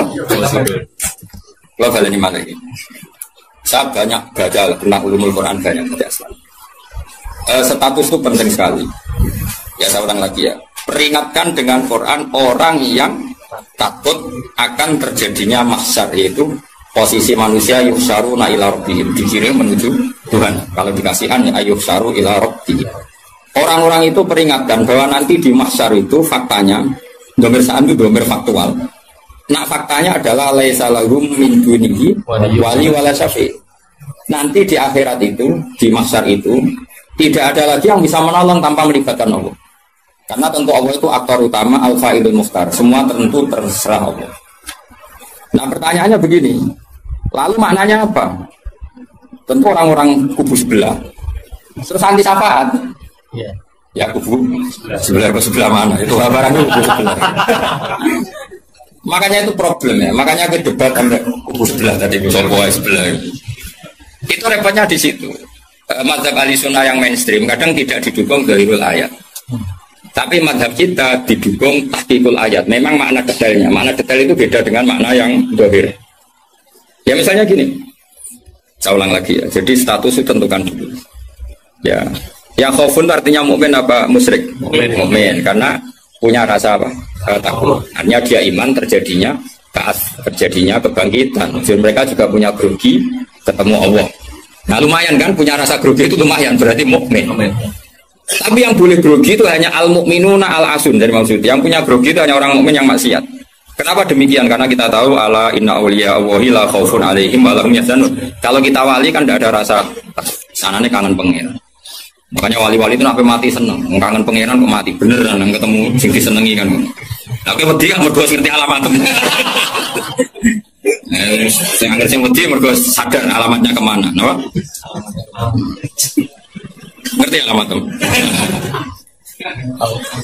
Nah, kalau wali itu kan pikirannya tadi la khaufun alaihim wa lahum yahzanun. Definisinya wali itu alladzina amanu wa kanu yattaqun silahumul busyra fil hayatid dunya fil akhirah. Mereka punya kegembiraan baik zaman hidup maupun setelah akhirat. Malah ana wali kok pahpoh. Dunya wis rusak sumpah kabeh rapati wali. Memangnya dunya ngene iki sing gawe buyut tem. Dunya koyo ngene iki sing gawe pangeran. Pemilu kacau sing gawe yo pangeran. Kowe melarat sing gawe pangeran kabeh pangeran sing happy wae digawe kekasihmu. Wong nak seneng cawe itu ayu, wis merenggot ya ayu, guyu ya ayu. Pemene iku pangeran. Pangeran iku gawe donya kacau ya tetep apik, gawe donya apik ya tetep apik. Pangeran ora ono salah. Sing duwe apik apaan ngono apa? Masa mesti gawe donya kacau sapa? Makanya perdebatannya Mu'tazilah sama Ahlussunnah kan gitu. Mu'tazilah itu berkeinginan Allah itu hanya bisa melakukan suatu kebaikan. Karena keburukan biar diciptakan iblis. Dari Ahlussunnah nang ngono pangeran pola kalah lah kayak lain gitu. Waktu sangat melayan. Nah, malahnya cara Ahlussunnah wa khairihi wa syarrihi. Makanya saya dukung kebodohan karena supaya iman baik kodok. Anggapnya latihan iman baik khairihi wa syarrihi. Enggak apa-apa kalau demi iman baik kodok sudah keburuk. Ya sudah seperti itu. Saya ulang lagi. Nah, orang yang punya rasa takut ketemu Allah itu tentu orang mukmin. Kenapa takut? Ya karena maksiatnya banyak. Nah, sudah berarti makanya Imam Suyuti memutuskan wal muradu bihim al mukminun al-asun. Maksud tawarai dari ahli tafsir, tawarai gendong ya. Kenapa beliau berani ngendikan wal muradu bihim al mukminun al-asun. Itu ya satu kebenaran. Nah, orang-orang seperti itu tuh kandani laisa lahum min dunihi wali wala syafi, bahwa mereka itu tidak akan lagi dapat syafaat kecuali dapat izin Allah. Nah, tentu kubu sebelah akan mengartikan makanya tidak ada wasilah, tidak ada syafaat. Bimuqtadu hadil ayat dengan konsekuensi makna ayat ini. Ya teori itu mungkin benar, tapi juga mungkin salah. Mungkin salahnya adalah kalaupun nanti Rasulullah Muhammad mensyafaati atau para wali atau para ulama mensyafaati, memangnya bukan kehendak Allah, kan ya tetap kehendak. Cuma kan para wali itu panitia saja. Misalnya aku nyafaati Toha Gusti niki santri kula, masih melepuk ning podium santri. terus dibuktekno malaikat kan nyekseni nggih kadang-kadang nggih ngaos. Tapi ngedole kata ngedole. Goleke kata ngedole kata ngedole. Terus abilon niku jenenge cah pinter. Wong golek badhe iku cah. Akhirnya yo wis apa-apa. Nah, misalnya saya nyafaati seperti itu kan memangnya kehendak siapa? Ya kehendak. Maka kata Imam Ghazali, masalahnya apa? Itu gak ada hubungannya dengan syafaat dan tidak syafaat. Kalaupun nanti dari awal kan memang gitu, di dunia otoritas yang milik Allah, nanti di akhirat juga milik Allah. Jadi ini penegasan tauhid yang normal saja, tidak ada konsekuensi makna, tidak ada syafaat. Saya ulang lagi ya. Jadi ini kan ilmu tauhid yang normal saja. Di dunia kita bisa gini ya karena kehendak Allah, di akhirat juga sama karena Allah selalu al-fa'ilul mukhtar. Allah tidak dibatasi dunia maupun dibatasi akhirat. Maka kata Imam Ghazali, beliau berkali-kali ngendikan fa inna rabbad dunya wal akhirati wahid. Pangeran dunya mek akhiratku sitok. Kowe ora iso pangeran bukai konstitusi. Misalnya pangeran apa nyafaati itu Gusti ingat loh ini akhirat. Namun mati niku ngamal pun terbatas. Jangan harus ingat itu lho pangeran kok atur. Pangeran tetap nyafalu maya sak ngawur ya. Yang kena aturan itu kue, misalnya gini, kue mati kok, Gusti kalau nyuwun ganjaran sholat, terus sholat itu ganjaran, nggak bisa. Tapi nak pangeran ngekei, dia tak kei ganjaran sholat nganti kiamat, senajan tuh saya gigi serasa sholat. Kenapa Gusti? Ya terserah aku pangeran, pangeran mau warai. Sehingga Allah itu tetap, makanya pendapat Ahlussunnah wal Jamaah itu pendapat paling normal, karena memberi hak Tuhan bahkan ketika di akhirat. Nah Mu'tazilah ora. Pangeran butuh tunduk baik konstitusi, batas amal, batas akhir. Jadi kena limit. Jadi kalau kena pulsa. Jadi kena pangeran nyafaati wong nganggur-nganggur ini. Gusti ingat loh, ini sudah akhirat, batas akhir amal. Kan sudah mati. Pangeran Raiso, atur untuk Raiso. Sebagaimana dia Rahman zaman yang dunia, ya Rahman yang akhirat. Sebagaimana dia kudroh di dunia, juga kudroh di akhirat. Karena Tuhan tidak pernah dibatasi akhirat. Itu yang diyakini Ahlussunnah wal Jamaah. Makanya ya ayatnya umum saja. Wa kam min malakin fis samawati la tughni syafa'atin shay'an illa min ba'di ayyadzana Allahu liman yasha'u wa yarda. Itu jelas. Kalau kamu menafikan syafaat berarti menafikan ayat itu jelas. Tidak ada syafaat lagi di akhirat kecuali bagi orang yang Allah kehendaki. Man itu manusia apa Allah? Orang kan?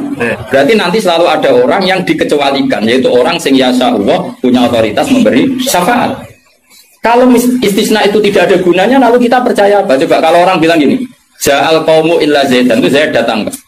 Datang kan? Atau ya datang ya, terserah lah. Misalnya ma ja'al qaumu illa zaidun. Ya, atau ma ja'al qaumu illa zaidan itu sesuai terkib yang di Alfiyah itu.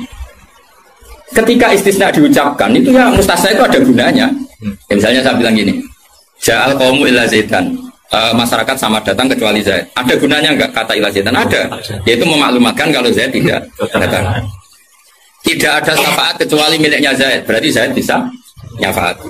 Sekarang Allah jelas-jelas ketika tidak ada syafaat kecuali illa min ba'di ayyadzanallahu liman yasha.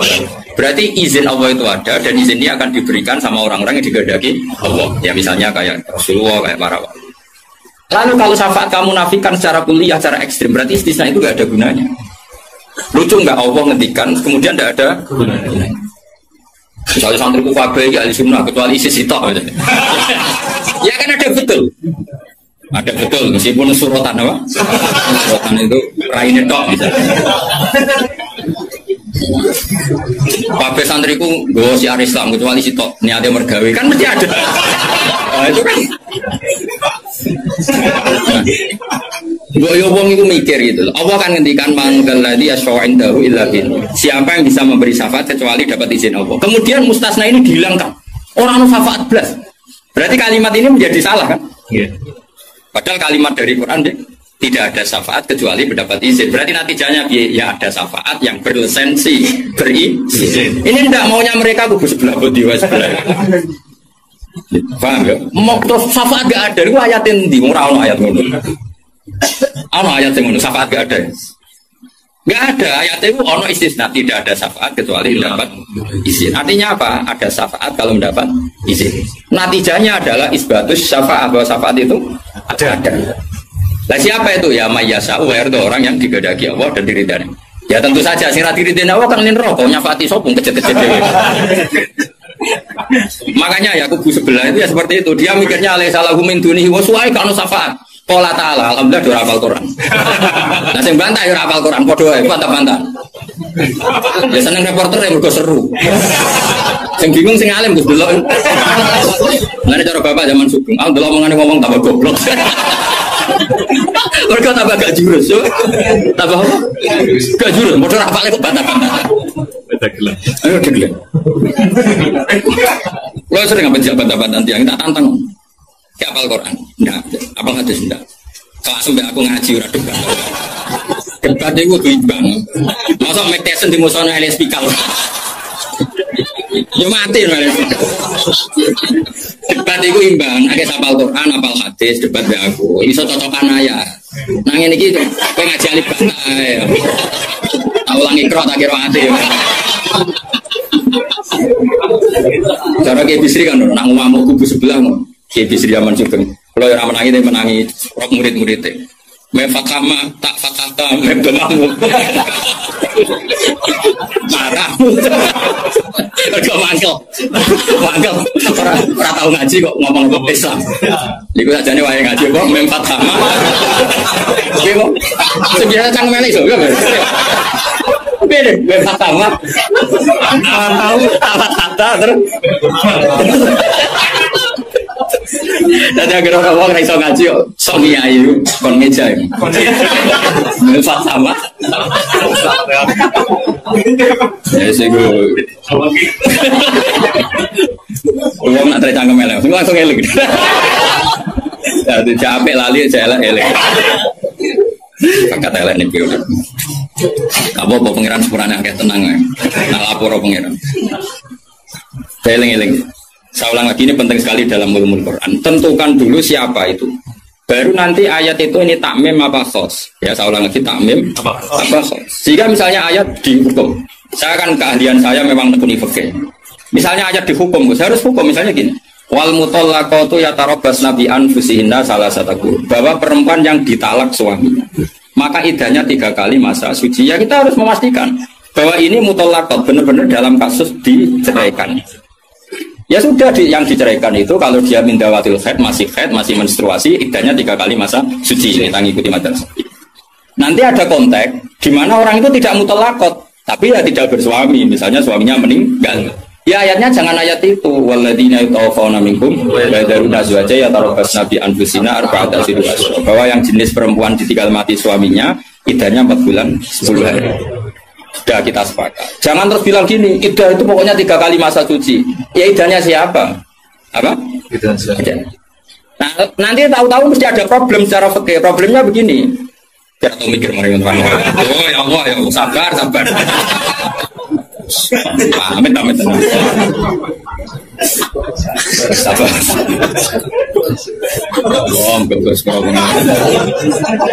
Problemnya kan diri mestinya gue. Ujung itu juga dari ngaji. Jadi sunnah Rasul itu rakyat juga toh ngalim ya sunnah. Apal Quran ya sunnah. Lomo ya sunnah.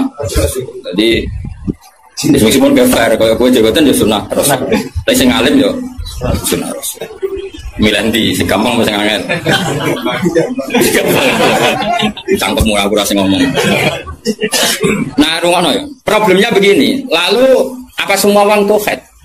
Apa semua perempuan itu haid? Lalu kalau mutallaqat sudah tidak haid gimana? Padahal konteksnya, nah ini makanya mirip kayak tadi syafaat.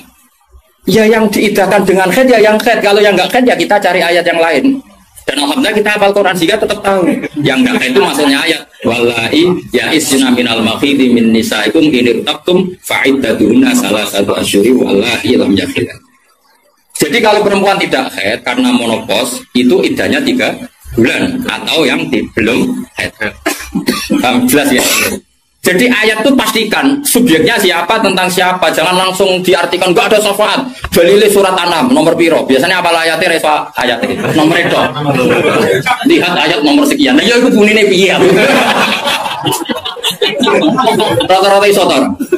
Ora iso. Lah aku bela kowe ora iso pisan. Muatan ngomong. Ali sunah zaman akhir ora wae dibela sebele padha ra isan. Amit. Makanya kan kelihatan kalau syafaat itu ada kan tadi saya ulang lagi ya. Tidak ada syafaat kecuali kepada orang yang mendapat izin. Berarti harus ada aktornya. Orang yang mendapat izin itu harus ada Dan itu Rasulullah Shallallahu Alaihi Wasallam dan para sahabat, para wali, para wali. Sama. Kalau perempuan itu iddah 3 kali masa haid atau masa suci, berarti ada yang haid. Ya sudah, kalau yang haid iddahnya seperti itu. Lalu yang nggak haid ya kita carikan, karena pasti ada orang yang perempuan itu sudah ada haid. Nah itu ayatnya wallahi ya isna minal makhili min nisa itu menindaktum faidatuna salah satu syuruh wallahi lam yahid. Paham ya? Jelas ya? Artinya kita jelas. Ojo kok PP apa ayat itu terus pokoknya namanya iddah 3 kali masa suci. Terus ayat arba'ata asyhuri wa asrobu lebok nih. Terus ada masalah lagi, perempuan yang hamil itu daket lagi. Nah itu masuknya ke ayat wa ulatul ahmali ajaluhunna ayyahna hamlahun kalau hamil. Jadi ada sekian ayat tentang syafaat, ada sekian ayat. Nah kebetulan kubu sebelah dan juga Anda kode-kode rapal lagi repotnya. Makanya bela ahli sunnah sudah ya rugi zaman akhir. Jadi bilang benar. Ngapa lo sekarang baru. Loba menangan mata nomor berdua. Rasanya kenapa Eropa ya kalah. Malah kalah membido berarti ora lomba. Yo kalah kono lumayan untuk umroh. Aku mulane kudu mlebu swarga rugi yakin akan mlebu swarga. Wis lomba ra menang ya ora apa. Ning dunya ora pati dimulyakno wong tekan mati kok mlebu. Neraka yo apa-apa. Aku wis dari sana ra gelem. Ora pantes ngapal Quran pun rokok ora pantes. Oleh malaikat Malik kang ngormati Quran tadi.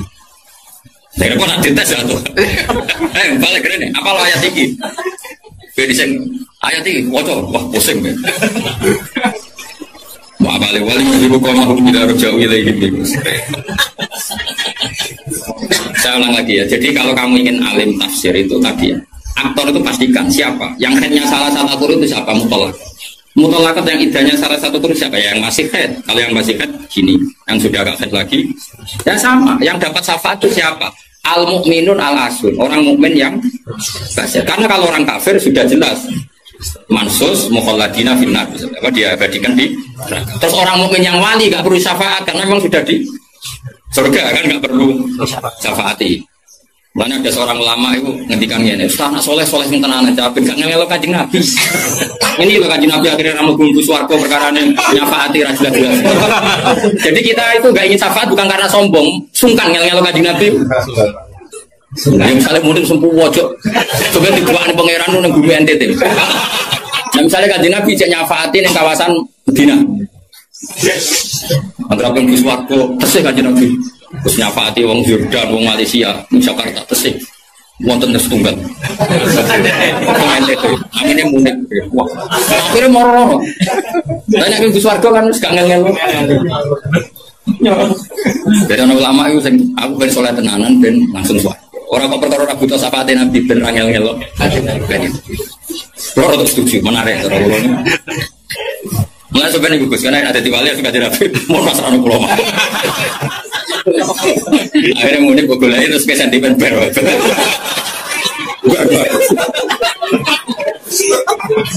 Bukan mau. Jadi saya ulang lagi ya. Jadi kalau ada satu kalam, saya ulang lagi ya. Kalau ja'al qaumu illa zaitan maka istisna ini pasti ada gunanya. Ya memang beberapa masyarakat datang kecuali syafaat itu tidak ada kecuali dapat izin. Berarti izin syafaat itu ada gitu. Paham ya? Izin syafaat itu ada. Kok terus muni ora ono syafaat itu kesimpulan konti, ngono. Paham? Dong kok? Berarti sah saja. Ya sah saja. Enggak usah training kan? Enggak usah training. Coba training balione gede jebule trainingnya ra mutu. Balione jadi kursus aswaja. Boleh ngomongin strategi politik. Kita nggak boleh kalah sama sebelah. Ini kursus aswaja, kursus politik. Oke, saya ngomong. Ya mereka apa orang kok. Ya saya ulang lagi ya, itu harus begitu ya. Jadi ayat itu harus seperti itu. Jadi mutolakot itu ada yang mindawatil khaid, ada yang tidak. Kalau mindawatil khaid idahnya salah satu huruf. Lalu ada orang yang jenisnya ulatul ahmal yang sedang hamil, itu idahnya ayatu'na hamlahu dengan melahirkan. Ada yang sudah ada haid kayak monopos, ya idahnya 3 bulan. Itu ada sekian kemungkinan, ya sudah statusnya dikembalikan ke statusnya, jangan ditambahin. Pokoknya yang namanya idah 3 kali masa suci. Ini untuk ilmu konti, cuma pokoknya. Mati nak goblok kok jadi aja-aja. Biasa wae digodi ini ngomong apa. Goblok kok diajak-ajak. Bahaya. Makanya Imam Suyuti berani ngedikan wal muradu bihim al mu'minun al asur. Kenapa dikatakan mukmin? Karena masih ya khaufun, khawatir ketemu Allah dalam keadaan maksiat. Nah, khawatir ketemu Allah itu enggak siap itu artinya dia percaya adanya pertemuan. Berarti dia mukmin dengan kebangkitan. Beda dengan misalnya orang ateis, ngalami yang khaufun apa enggak? Enggak kan? Karena mereka yakin enggak ada kan. Itu cara berpikir Imam Suyuti wal muradu bihim al mu'minun al asur. Jelas ya. Jadi dong toh saleh wis maju. Mohon wis mandek. Lagi ganti ayat wala tatrudil ladina ta'una rabbahum bil ghadati. Dia secara balaghah hudat itu anggap saja ujung, asi juga ujung. Jadi kalau dalam bahasa mana saja itu baina gumai gak dihitung ke sapi. Makanya kayak ojo terus nih. Berarti yang wajib mau sholat subuh be asar bangun. Quran membahas esok sore. Ya orang ngono cara mubalaghah orang ngono dul. Maksudnya ngomong ujung sampai ujung. Jadi torofail waktu, no? Torofail waktu, dua ujung waktu. Makanya sholat itu tetap 5. Orang terus dalil ayat ini. Sholat itu penting pagi, sore. Berarti mau subuh, mau asar. Aliran sesat. Awari balaghah ya. Jadi cara balaghah itu kan ono dzikrul badi wa iradatil. Itu logikanya gini. Logikanya itu ya seperti tadi. Allah ngitung ujung sama ujung. Makanya Senawawi itu tak biji wong apik tenan. Padahal beliau wong Jawa. Justru wong Jawa itu barokah. Nak ngarang itu tak Jawa itu paham. Mergo bahasa Arab Senawawi Banten itu kan rodok Jawa, Gus. Dadi ora bahasa Arab kaya wong Arab. Dene ra paham tafsirune kebangetan. Maksudnya kan sajane bahasa Arab Gus gampang. Tapi aku mau dadi wong Arab atau tafsir munir yo bingung mergo bahasa Arab rodok Jawa. Lho kacau bahasa Arab Indonesia kan kacau misalnya Al-Jamiah, Al-Islamiyah, Al-Indonesia. Cara orang Arab kan piye nerkibe. Al-Jamiah, Al-Islamiyah. Itu mesti bingung. Bahasa Arabku bener tapi cara orang Arab itu bingung. Karena perasaan orang Arab orang Jawa beda. Karena pikiran orang Indonesia kan universitas itu Jamiah. Islamiyah itu yang Islam, Indonesia bangsa Indonesia. Ya bahasa Inggris sama bahasa Indonesia kan ya beda. Maksud sifat muqaddamana kan beda. Tradisinya beda. Tapi alhamdulillah ya sudah seperti itu nggak apa. Dalam Indonesia yang paham, orang Arab juga paham. Anut orang Indonesia, anut orang apa? Sama saya kita beda. Nah, ini jawab saja. Kira ditapai orang agama mau buka jawab ya? Islam kan? Islam. Oh, itu benar. Terus saya cawe itu ditapai agama mau Islam kan? Karena master. Nama? Master itu bebas mudzakkar, bebas. Tapi sekali pakai isim fa'il, ya sekali pakai isim fa'il. Anak kamu perempuan, semoga jadi anak solihah kan gitu. Kalau lelaki semoga menjadi anak soleh. Ya gitu. Ada muslim, ada muslimah. Ya kan, ono hadirin, ono hadirat kan. Baik-baik lah. Makanya kadang ono mubalek gaya, assalamualaikum waalaikumsalam. Atau latihan bahasa Arab atau apa kan. Bagian yang hadir kan perempuan ya. Assalamualaikum waalaikumsalam. Dan nurutin ono malah kesel ya, karena tadi wong itu ketemu wong itu terus assalamualaikum nak sito. Nak loro alaikum. Kan dia kesel. Kesel ora kira-kira. Ngene ora ngono. Nah ini penting ya secara bahasa. Sehingga di surat Waqiah, makanya sama turun sama Senawawi. Di surat Waqiah itu pangeran ngitung itu ya ujung-ujung. Misalnya di surga itu surat Waqiah ya fi sidrim mahmud wa talqim mandud. Nah, wa dhilli mamdud wa ma itu gak sing terusane iku fi samunya fi sidrim mahmud wa talqim mandud wa dhilli mamdud wa ma imasdud wa faqiyatin katsira lama tu'ati ulam. Itu apa mencontohkan itu sidrin. Sidrin itu ya pohon yang daunnya itu kecil sekali. Jadi asidru kinayatun anil asjar sing yang kecil sekali, sing sogiron aurokuha kira-kira gitu, yang kecil sekali apa? Daunnya. Nah di situ terus Allah menyebut daun pisang, apa? Daun pisang. Jadi situ di tubuh itu hanya sidrun, kira-kira orang Jawa, jadi ini Jawa maknanya widoro, padahal jora roh. Ayo dikira wiro, padahal widoro ora enak buat. Tapi intinya itu kinayatun misalnya anil asjar yang qalilun apa yang sogir ya, yang sogir apa aurokuha. Yang kemudian yang satu contoh pisang itu mewakili partai yang daunnya besar atau lebih. Kalau saya protes, kok ini gak ada anggur, kok gak ada apel. Jadi pokoknya Allah itu cerita, ning swarga itu ono jenis buah sing mulai daunnya paling kecil sampai yang paling besar. Lah iso ngono iku bingung dadi walasi dong. Dong. Ya pinter berarti. Semaju. Jadi selalu ada ilmu untuk memberi penjelasan itu. Diambil ujung, sama. Makanya sebagian ayat aqimis sholata tarafain nahari wa zulafan. Itu bukti kalau teori itu benar. Makanya ayat ini yang jadi pegangan.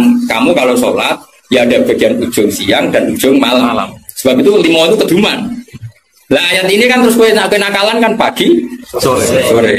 Kowe ora ngono, gobloknya jadi terusno ya ini saat ini. Maksudnya itu wedat makili ujung.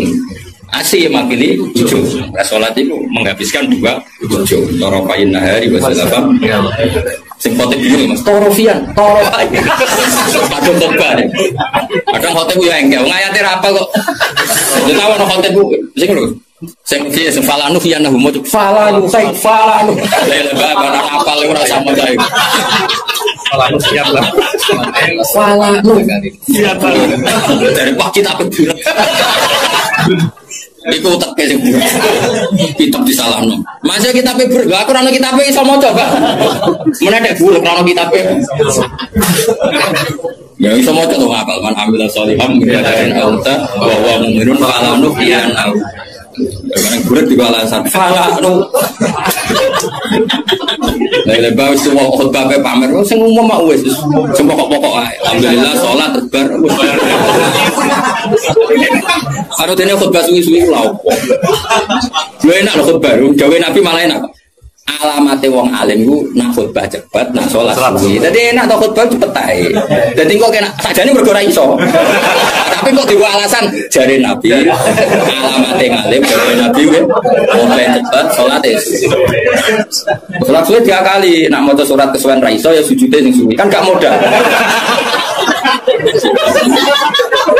Nah, nek nasib apik jarak pali mergo sujute. Suwe. Ya nasib-nasiban.